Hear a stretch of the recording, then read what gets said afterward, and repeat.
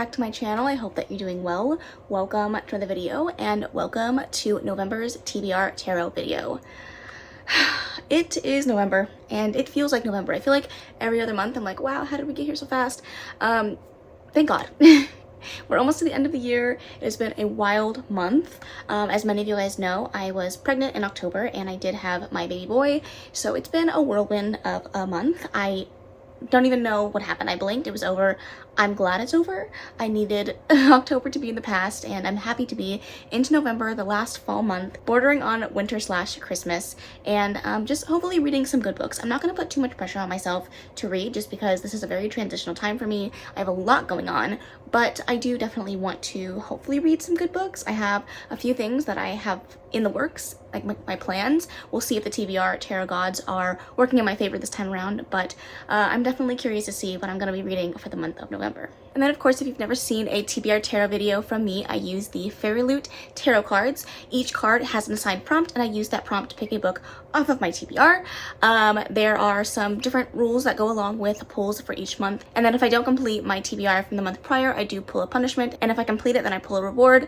Pretty simple, pretty easy, straightforward. I'm excited to play for this round, but first let's talk about how I did in October, talk about our punishment or reward, and then we'll get into the pulls for November. Okay, for the Hanged Man, I was supposed to read Secret Haven by Catherine Cowles, and I did read this. For the Nine of Moons, I was supposed to read the next book in the Omnibus Dark Legacy series by Tate James and Jam and Eve. I did start this book, but unfortunately I did not finish it. For Strength, I chose The Undermining of Twyla and Frank by Megan Bannon, and I did read this. For the Moon, I picked The Gravity of Us by Brittany C. Cherry, and I did read this. For the Six of Suns, I chose Alchemized by Sinlin Yu, and I did start it. I got 200 pages in and then just didn't have the mental capacity for it and put it down, which means I did not finish this one. For the Ace of Suns, I chose The Ruin of Kings by Jen Lyons. I decided to soft DNF this book. I just wasn't in the right mindset for this one. This is definitely one I want to come back to in the future, but it does count as a win because I am officially calling this a DNF. And lastly, for the High Priestess, I was supposed to read The Dead Romantics by Ashley Poston, and I did read that. So with all things considered, knowing the month that I had and the fact that I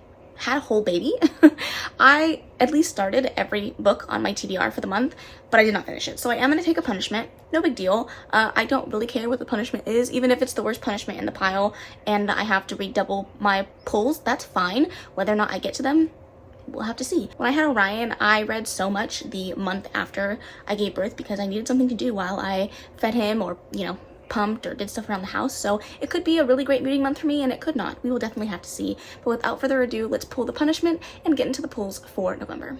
All right, here we go for our punishment pull. Again, like I said, I don't really have a preference. Also, just while I'm here, I did have punishment last month, which was no phone for 24 hours, and I did complete that. You can see that in my 24-hour reading vlog that I did. So funny enough, no phone for 24 hours. That's what that says. I'm going to take it out just because I pulled that last month, and that seems a little unfair. Let me go ahead and pull another one. That one likes me. Out of comfort zone. Okay, that just means that one of the books I pull today has to be outside of my comfort zone, which I can definitely do. So I will let you guys know when I use this punishment for my pick. Okay, while I shuffle, just a quick refresher on the rules. If I pick a back-to-back major arcana, a back-to-back number, or a back-to-back suit, I do have to pull an additional card. Also, if I pull a card from last month, I will also have to pull an additional card. So we'll see how the TBR gods are feeling today, if they're going to be nice to me. But let's cross our fingers and hope that it's a good month. And some of the hopefuls that I have for this month can fit into whatever prompts I pull. All right, this is relatively shuffled. It's hard to shuffle such a big deck, but we're gonna go ahead and do our first pull. Pull number 1. These are upside down again. This is the Five of Moons. Okay, the Five of Moons is most recent purchase. To read your most recent purchase, obviously. When I went to Barnes & Noble last, I did buy four books. So I have 4 to choose from. We have Mate by Ali Hazelwood, which is the sequel to Bride, or the interconnected standalone to Bride. I've heard nothing but great things. I definitely want to read it. It's actually on my hopefuls for this month, so that is a great pick. I also picked up Warrior Princess Assassin. I've heard phenomenal things about this one. Everyone has been ranting and raving about it, and I definitely want to pick it up. It's polyamorous, which I love. And then I picked up Good Spirits by B.K. Borison, which I know for a fact I'm not going to read this because I have plans to read it in December. And then I also picked up The 7-Year Itch by Amy Dawes. I have read this author's indie work, but I've never read a traditional published book by her. So I picked it up because it was buy one get one half off. And this would be a great pick because I do plan on reading this one physically with my eyeballs. I want to try to push myself outside of my comfort zone, which is a great pick for my punishment, and read something with these papers.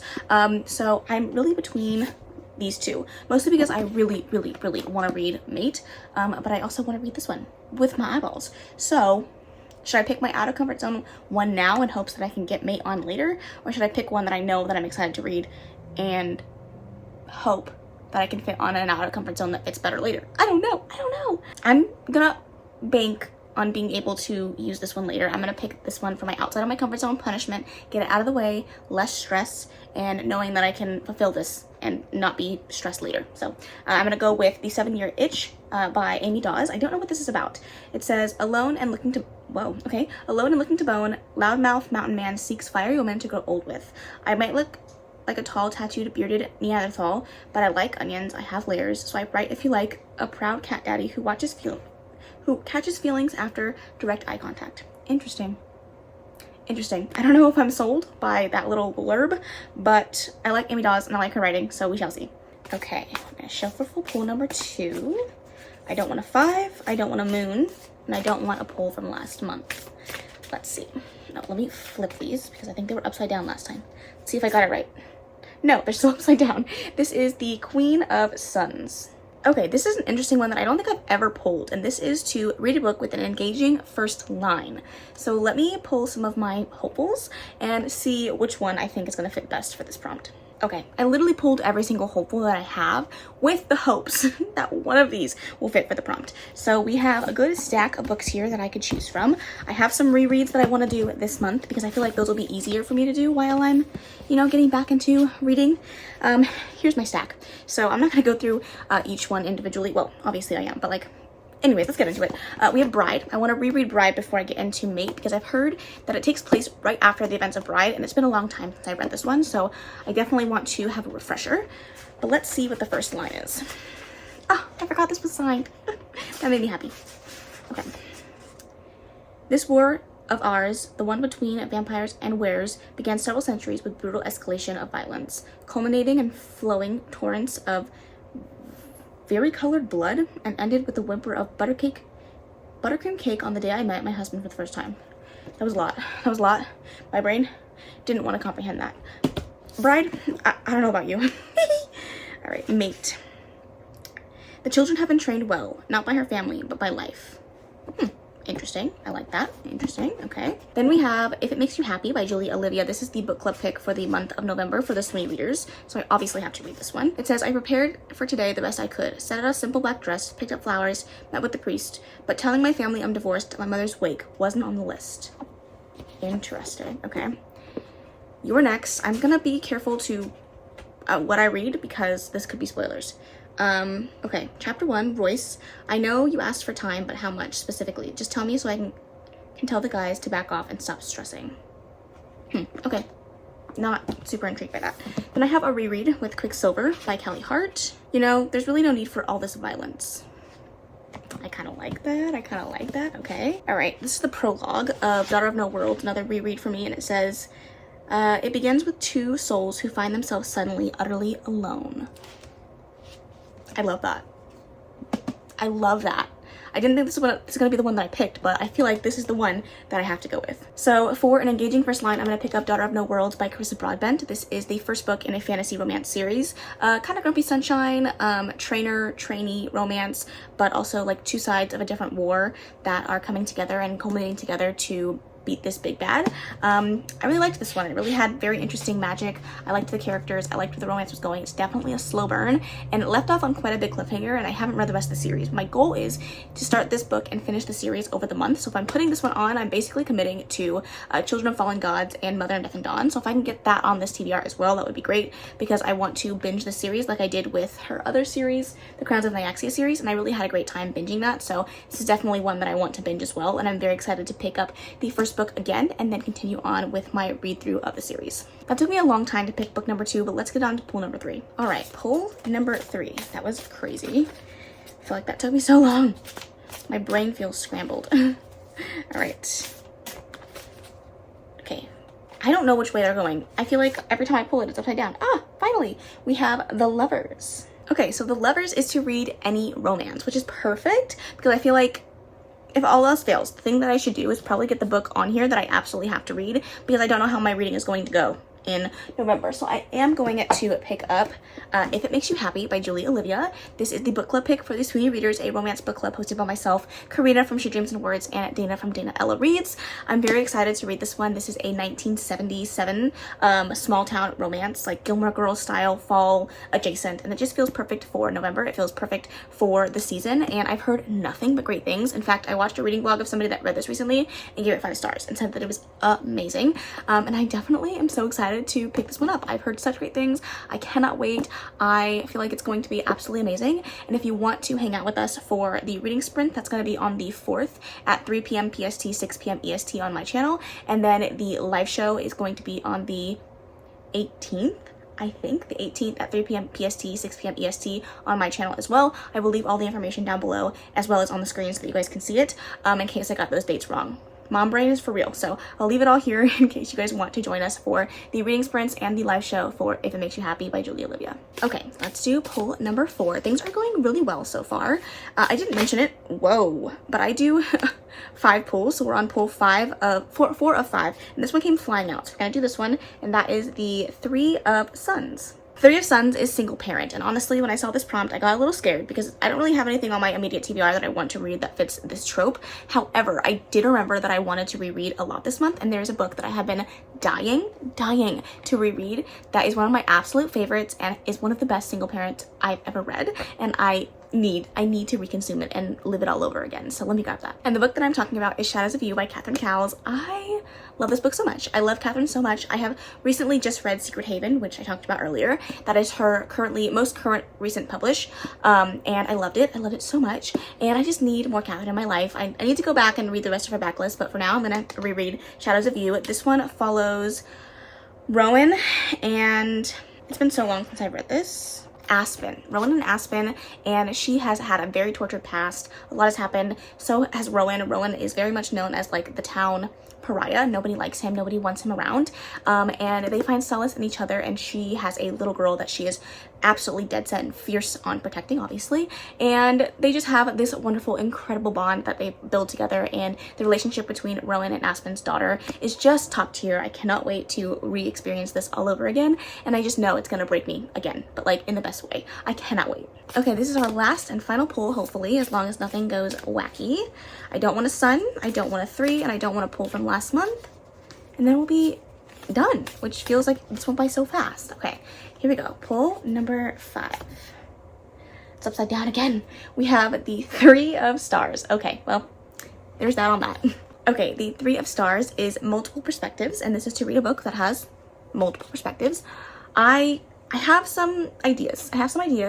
I think that the books that I currently have on my, hopefuls, a couple fit into that. So let me just double check, and then I will get right back to you. I'm so excited. Okay, so it turns out that none of the hopefuls that I had on my list actually had multiple perspectives, even though I thought in my head that they did. So it'd be like that. But I am gonna go ahead and just pick up Warrior Princess Assassin by Bridget Kemmerer. I didn't actually confirm this has multiple perspectives. Yes, it does. I've heard great things. I really do want to read this one. I love a good multiple love interest story in whatever capacity that may be in. And I've heard those great things. I just want to read it. On the back it says, who should you trust? Who should you love? Who should you kill? That sounds amazing. Oh my god, it's so beautiful. I never looked inside, but that marbling is stunning. I cannot wait to pick this one up. Sorry, my son started making noises and I was confused. But I did miss the Fiction Falls read of this. They read this one last month, so I'm a little bit behind, but I do still want to read it. Hopefully I love it, and I can't wait to see what I think. I just heard so much good things. Now I'm gonna feel disappointed if I don't love it, so we shall see. And of course that was a back-to-back 3, so we do have to pull another card. It's fine. Pull number 6 of 6, hopefully. Let's not keep the bad luck going. Here we go. This is the 6 of Planets. Okay, the 6 of Planets. This is to read a taboo romance, and I'm not gonna lie, this is a wild card. I don't know why I'm putting this one on this TBR, knowing that my plans to reread involve some pretty big books that I didn't already talk about. Well, I did, but, not the point. I'm putting on a thick book, but it is taboo. It's age gap. There's a 12-year age gap in this book, and I definitely would categorize that as taboo, but it's long as shit. okay? It's massive. And that is Severed Heart by Kate Stewart, the next book in the Legacy series from the Ravenhood series. And I'm nervous. I know it's going to be absolutely heart-wrenching, and I'm scared. I am genuinely scared to read it, but I need to pick it up finally. The next book has been announced, and I do definitely want to read this, but holy guacamole, this book is so long. This one, I'm not going to tell you. I feel like this is spoilers for the series as a whole if you want to read the Ravenhood. I don't want to spoil that for you, but definitely going to be a sad book. I'm not ready emotionally, mentally, probably not physically either. But I'm gonna try. And if I don't get to it, I don't get to it. But at least I can say that I gave it a good old college try and put it on a TBR. Whether or not that actually works, I don't know. Alright, so this is the official TBR. It's chunkier than I would have liked, but here we are.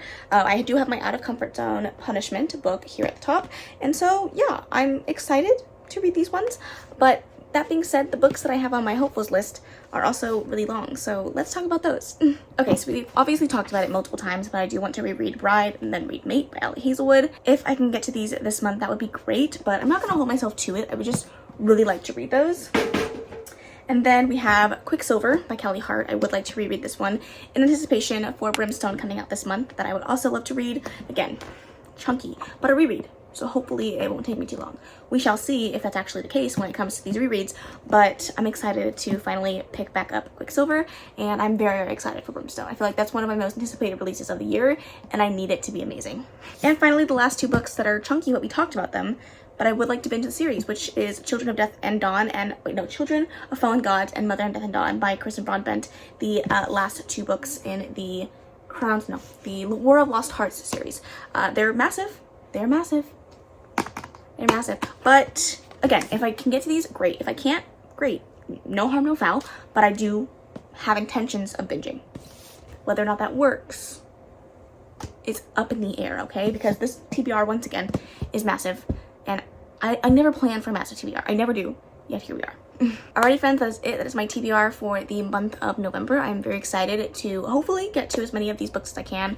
Again, I'm not going to push myself too hard with everything that I got going on in my life. I'm just going to be happy if I can read anything. But let's cross our fingers and hope that the books that I did pick, I do get around to, and I do hopefully absolutely love them. If you have read any of the books I talked about today, feel free to let me know your thoughts down below. I would love to hear what you thought of them. Also, let me know what you're planning to read in November. What's your top priority reads? I could always use more books to add to my TBR.